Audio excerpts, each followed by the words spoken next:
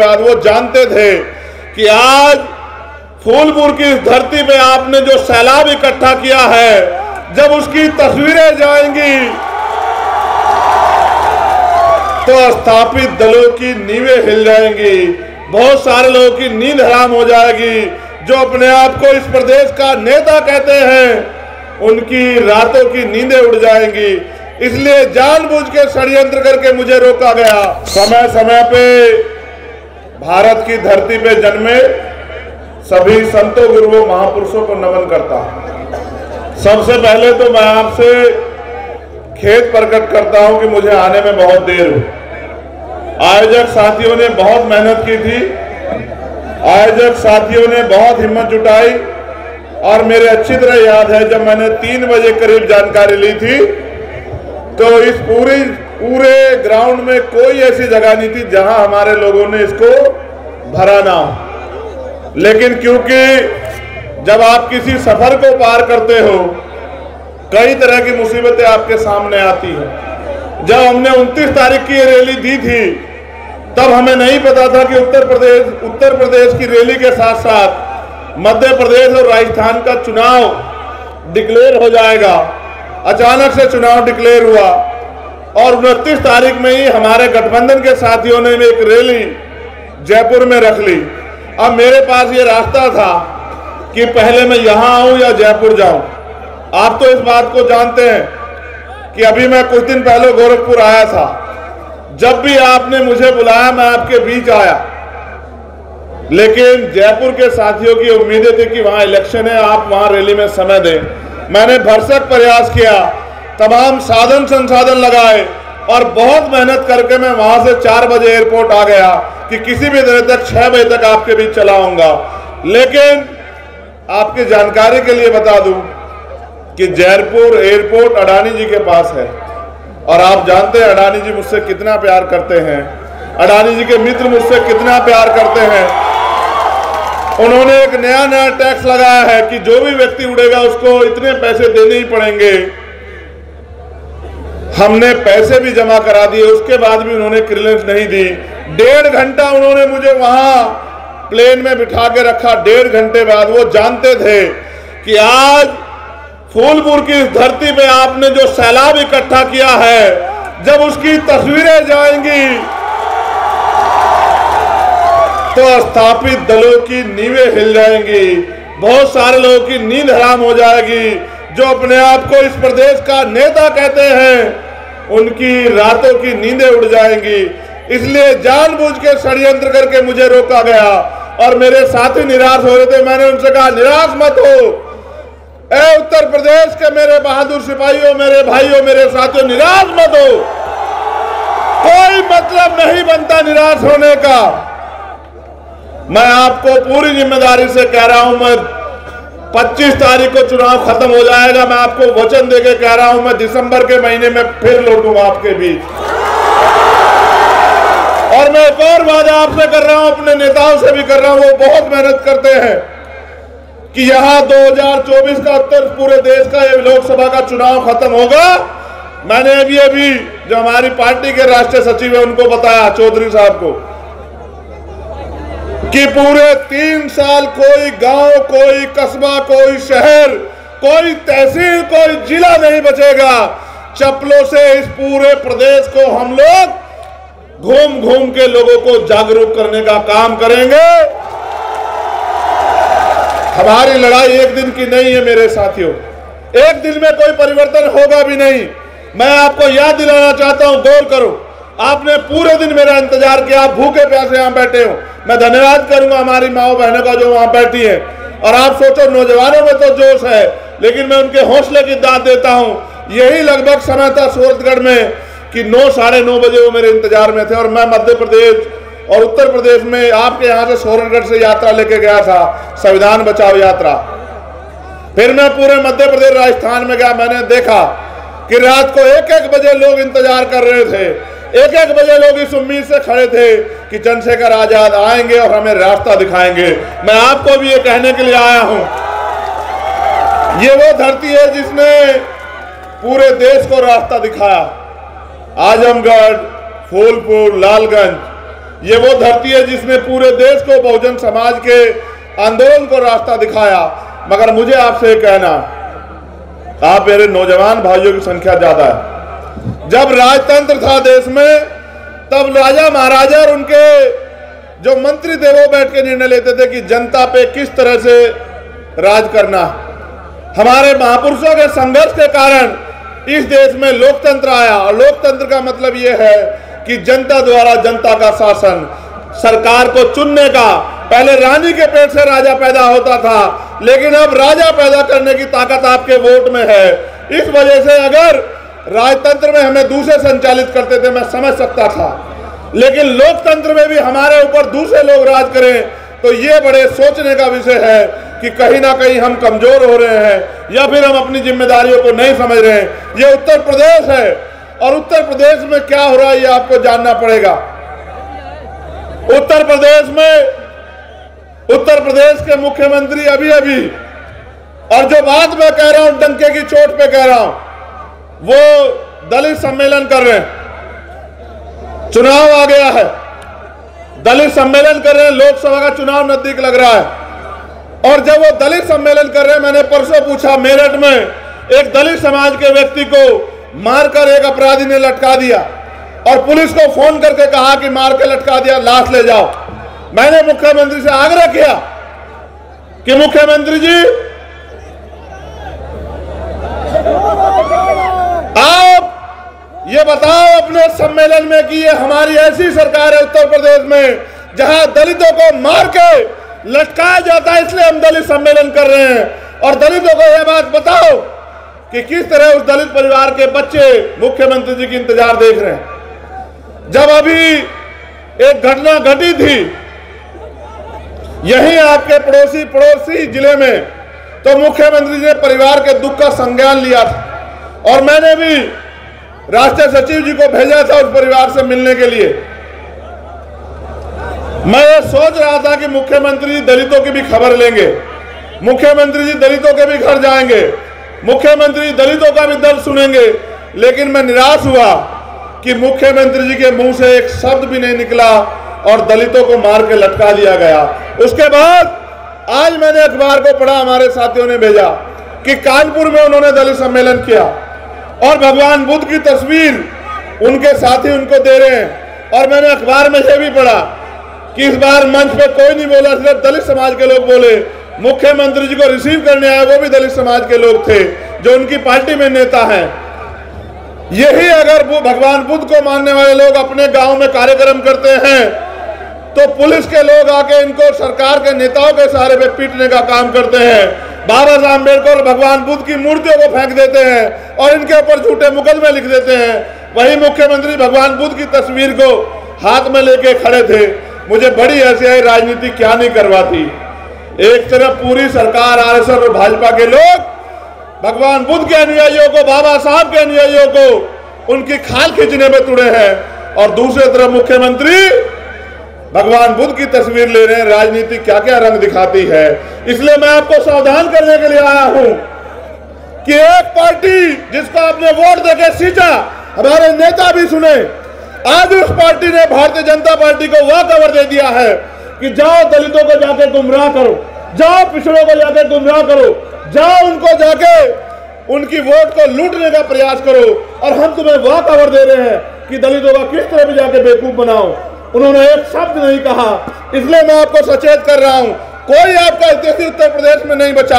अगर उत्तर प्रदेश में दलित, पिछड़े और मुसलमानों, जैन, सिख, बौद्धों का कोई हितैषी है तो वो भीम आर्मी है और आजाद समाज पार्टी। ये बताने के लिए मैं आपके बीच मौजूद हूं। मैं आपको आश्वस्त करना चाहता हूं, मेरे साथियों को भी मैं कहना चाहता हूं, हमारी महिला नेताएं भी मैंने पीछे मुड़कर देखा बैठी। मैं पुलिस के साथियों का भी धन्यवाद दूंगा कि वो इतने लंबे समय तक टिके हुए।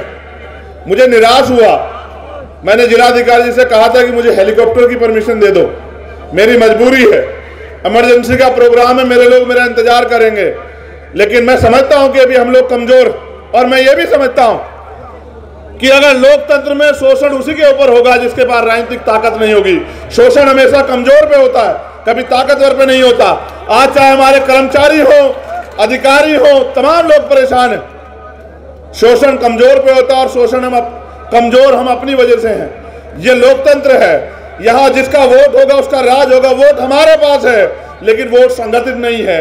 इसलिए मैं आपसे कहना चाहता हूं, बहुजन से बहुमत बनाना है और जन से जनमत बनाना है और हर सताए हुए व्यक्ति को जोड़ के उसका हाथ पकड़ के उसको ये विश्वास दिलाना है कि वो दिन दूर नहीं जब उत्तर प्रदेश में दोबारा से खुशहाली आएगी, जब उत्तर प्रदेश के लोग दोबारा से चैन की सांस लेंगे, उत्तर प्रदेश के युवाओं को रोजगार मिलेगा, तमाम तरह से जो शोषण हो रहा है वो बंद होगा, तमाम तरह जो गैर बराबरी हो रही है बंद होगा और जाति धर्म के नाम पे जो हिंसा की जा रही है कमजोरों के साथ वो बंद होगी।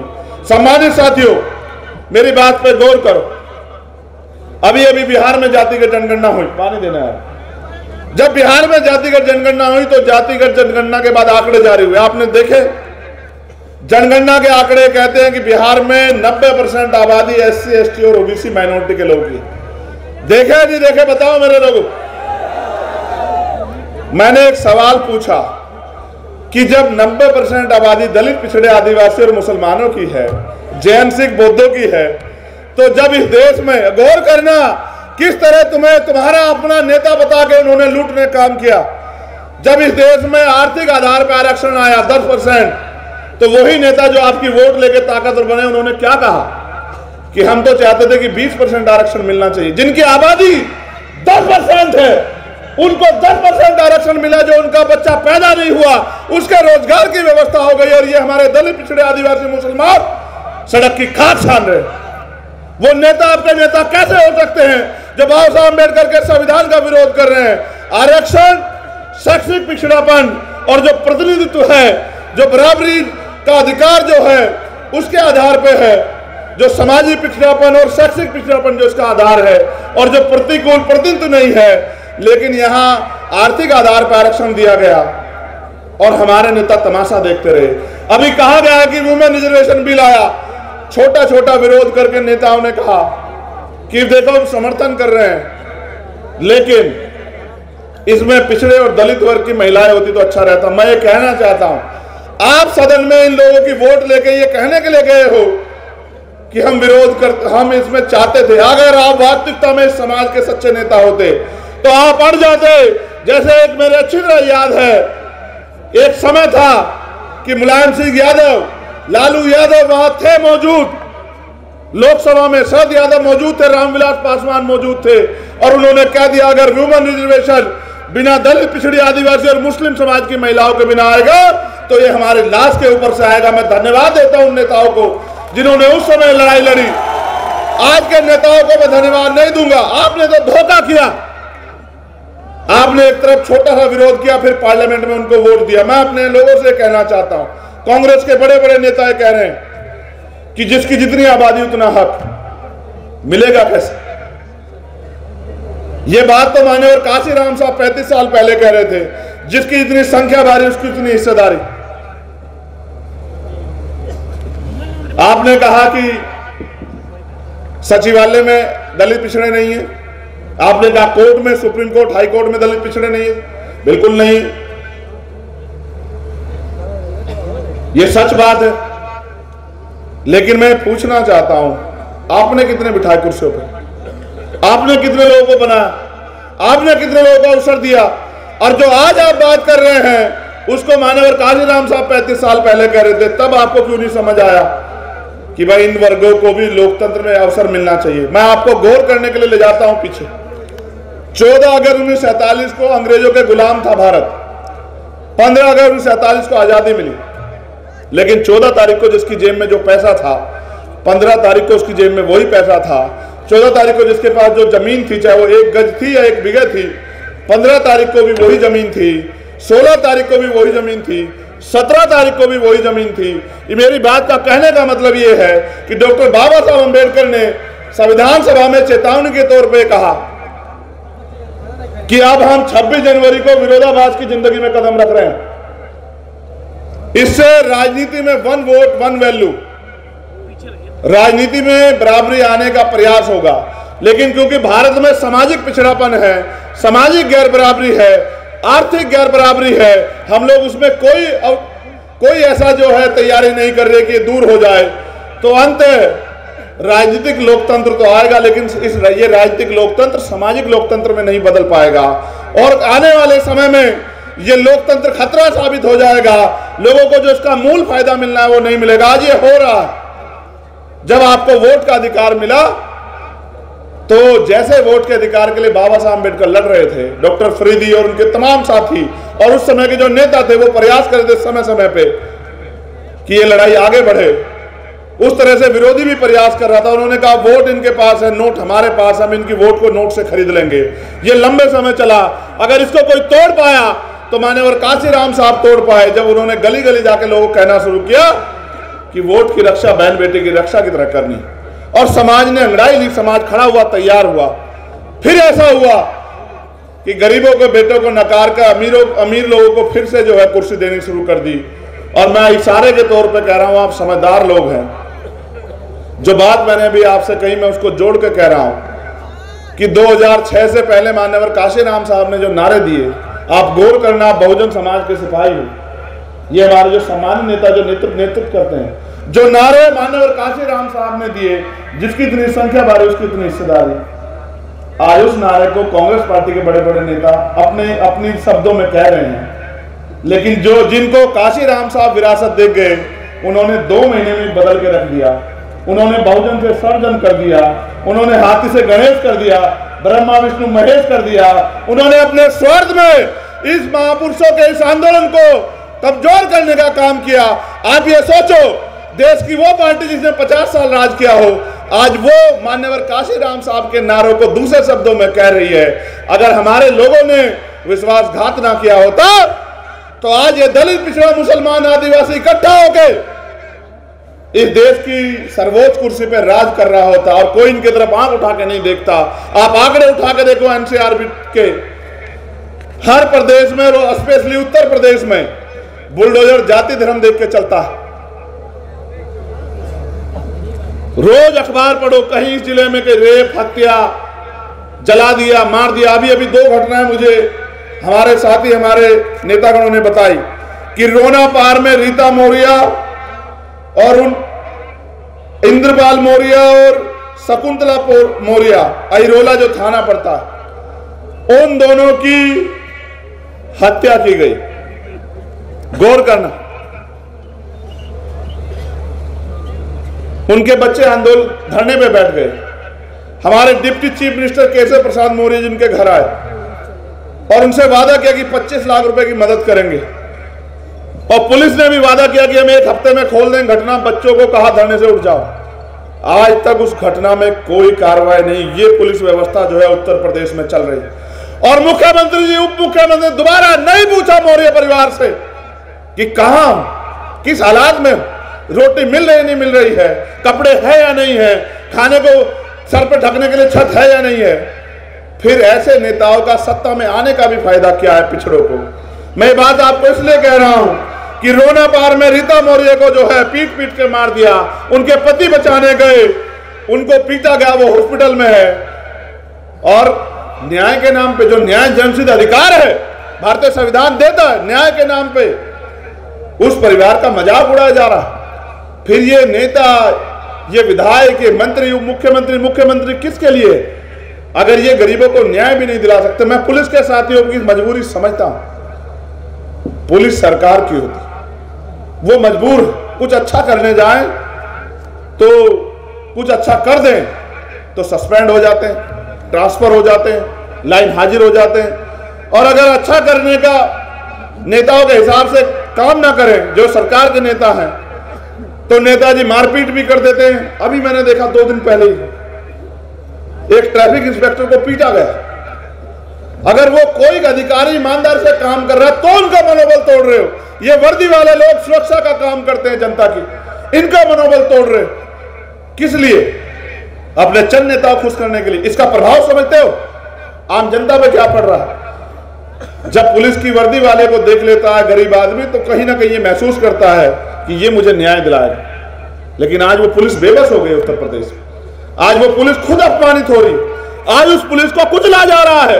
और तमाम तरह से प्रयास किया जा रहा है कि ये उनके हिसाब से काम करे। मैं पुलिस के साथियों को उनकी मजबूरी समझते हुए कहूंगा कि कोई भी, क्योंकि आपको संविधान की वजह से, आपकी मेहनत की वजह से नौकरी मिली है, कोशिश करना किसी नेता के इशारे पे ऐसा कोई काम मत करना कि गरीबों की हाय, गरीबों की बद्दुआएं आपको लग जाएं। आज हालात उत्तर प्रदेश में खराब है, आज हालात उत्तर प्रदेश में खराब है। मेरा कोई बदले का मतलब है ही नहीं, मैं बुद्ध को मानने वाला व्यक्ति हूं, मैं किसी से बदला चाहता ही नहीं हूं।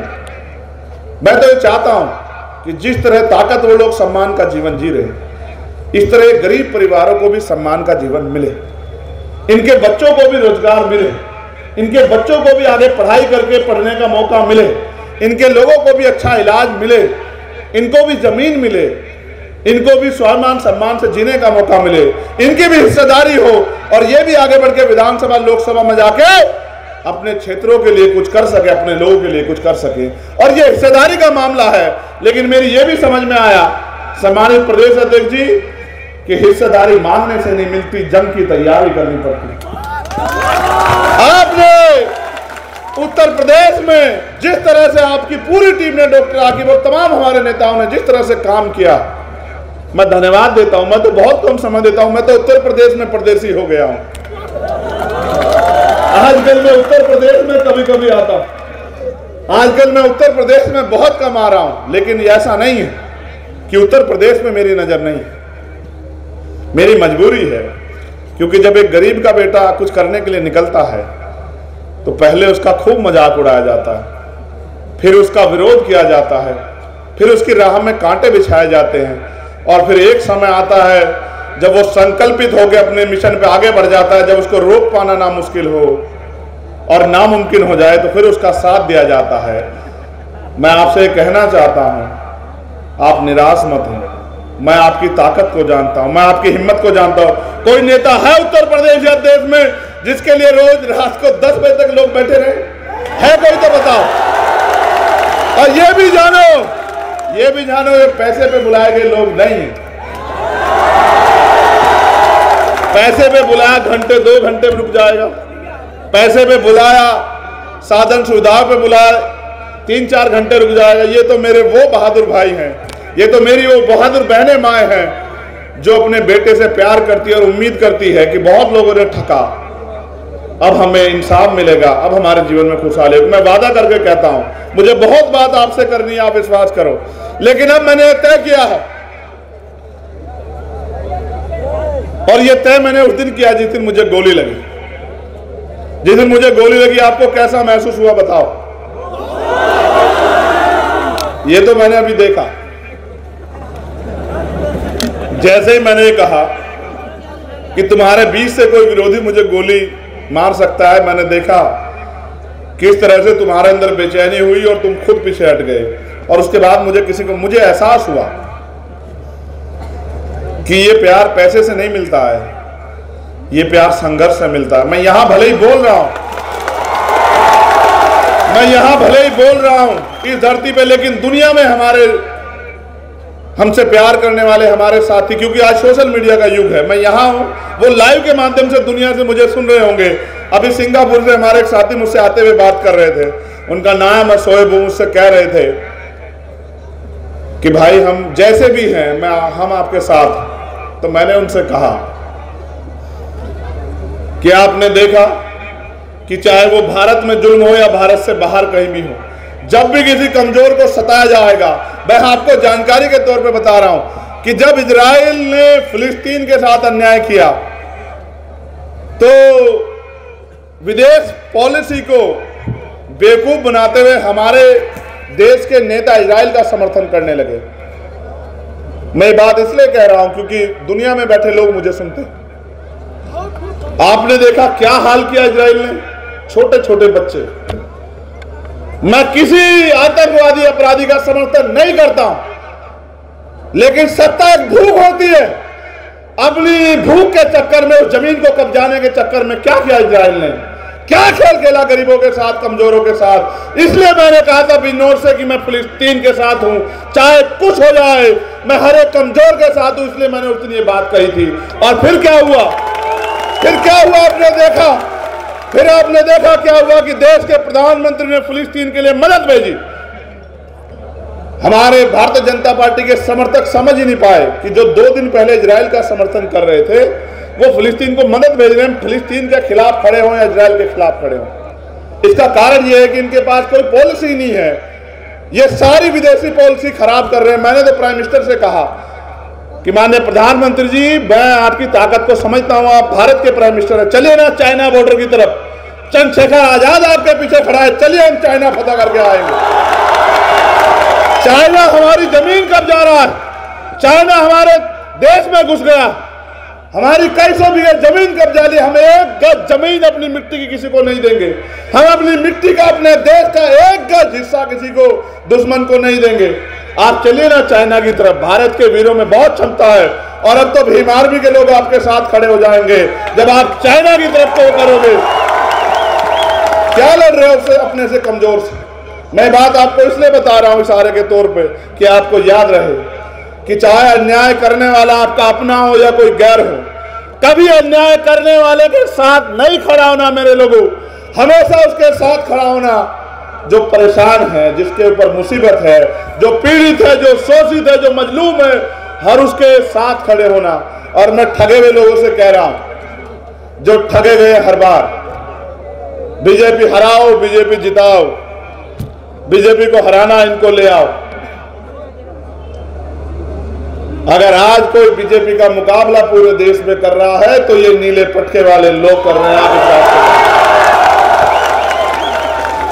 बाकी किसी की हिम्मत नहीं है। अब मैं राजस्थान में था, नेताओं के यहां 4 बजे ईडी वाले बैठे थे, मैं दिल्ली में था 6 बजे ईडी वाले बैठे थे। मैं उनको बुलाता रहता हूं कि आओ किसी दिन हमारे साथ भी बैठ के चाय पियो, लेकिन वो जानते हैं वो मुकाबला नहीं कर सकते हैं गरीबों का, ईमानदार लोगों का। वो जानते हैं कि इनके खिलाफ तो झूठी बातें फैलाओ जाओ कि अभी ये कमजोर हैं, अभी ये लापरवाह हैं, अभी ये जिम्मेदार नहीं है। मैं आपसे पूछना चाहता हूं, हमारे मीडिया के लोग भी हैं जो रात को 10:15 बजे एक टांग पे खड़े होकर यहां सुन रहे हैं मुझे, वो गैर जिम्मेदार हैं? जिनको ये कहा जाता है कि नौजवान है, नौजवान को समझते हो क्या होता है? नौजवान वो है कि संघर्षों के साए में घनघोर जवानी पलती है